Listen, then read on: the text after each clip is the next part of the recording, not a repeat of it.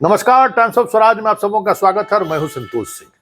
और आज हम टाइम्स ऑफ स्वराज में बात कर रहे हैं कि तेजस्वी का वो तंज, जिस तंज में आक्रोश भी था, प्यार भी था और नीतीश के उस वोटर को लुभाने की कोशिश भी था कि देखिए मेरा क्या दोष, हम तो चचा मानते हैं, हम चचा की तरह सम्मान देते हैं, हम चचा को अभी भी दिल से लगा कर रखना चाहते हैं, लेकिन क्या परिस्थिति बनी, क्या हुआ नहीं हुआ, चचा हमको छोड़कर चले गए। मतलब साफ है कि अब तेजस्वी के निशाने पर नीतीश का वो वोटर है जो कभी लालू का जिन हुआ करता था। अब तेजस्वी के निशाने पर नीतीश का वो वोटर है जो कभी लालू को गरीबों का मसीहा बना दिया था। तेजस्वी को नीतीश के उस वोटर पर नजर है जो कभी लालू को देश स्तर पर एक बड़े नेता के रूप में स्थापित कर दिया था, पिछड़े के बड़े नेता के रूप में।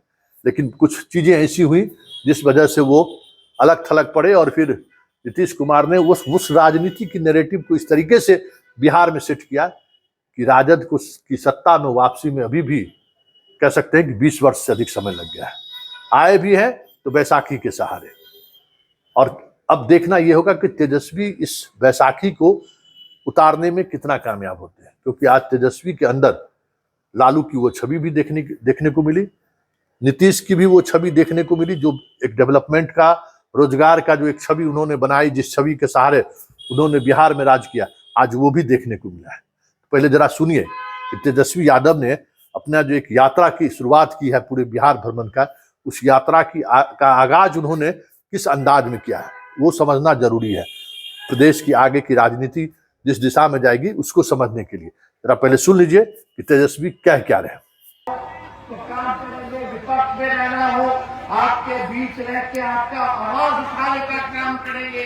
हमें किसी चीज की लालसा या हड़बड़ी नहीं है।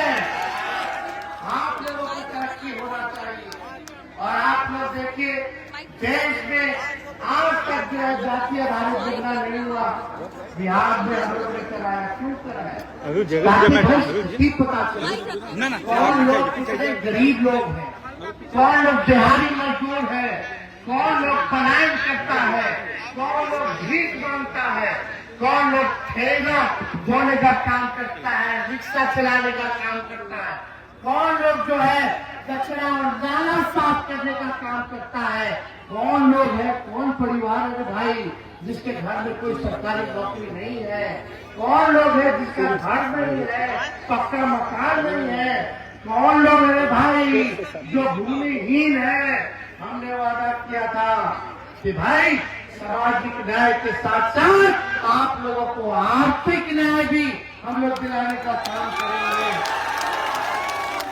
इसलिए हम लोगों ने जातीय आधारित गणना कराया।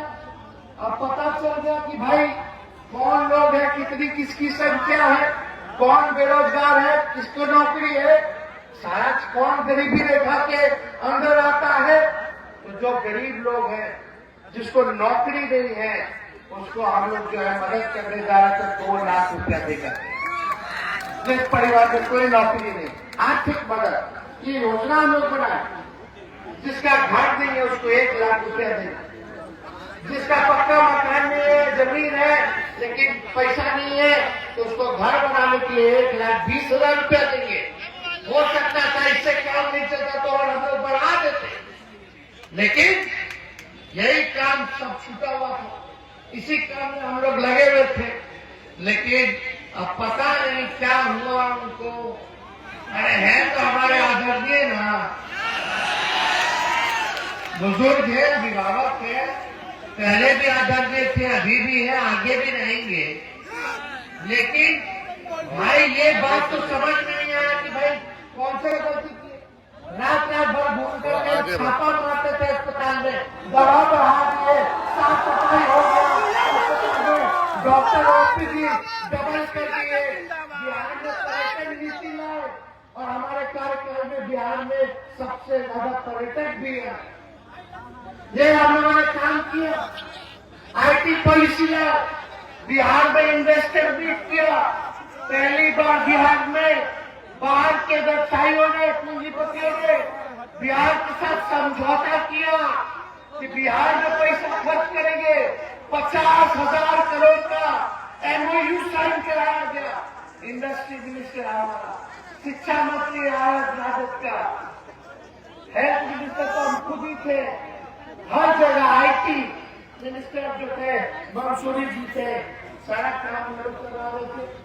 आईटी पॉलिसी लाए, स्पोर्ट्स नीति लाए, बताओ नौकरी तो नौकरी, जो बिहार में पहले कोई लोग खिलाड़ी लोग मेडल लाता था तो नौकरी मिलता था। हमारे राज्य में 17 महीनों में जो खेला, जो मेडल लाया, उसको भी हमने अफसर बनाने का काम किया, सरकारी नौकरी देने का काम किया, और जो पढ़ाई किया उसको भी हमने नौकरी देने का काम किया।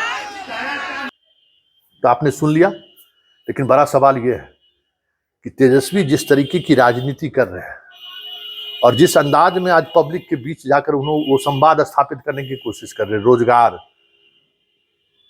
जातीय जनगणना, गरीब सवर्णों गरीबों को रोजगार के अवसर देने के लिए पैसा देने की बात, ये सारी बात ऐसी है बातें हैं जिनके सहारे नीतीश 2005 से बिहार में राज कर रहे हैं। लेकिन इन सब से इतर जो एक महत्वपूर्ण बात है कि वैचारिक रूप से जिस तरीके से लालू यादव नैरेटिव सेट करते थे, आज के इस भाषण में कहीं न कहीं तेजस्वी में वो पुट दिखने को नहीं मिला है। और आज की राजनीति में मोदी के खिलाफ अगर आपको खड़ा होना है तो आपको नैरेटिव सेट करना ही करना पड़ेगा।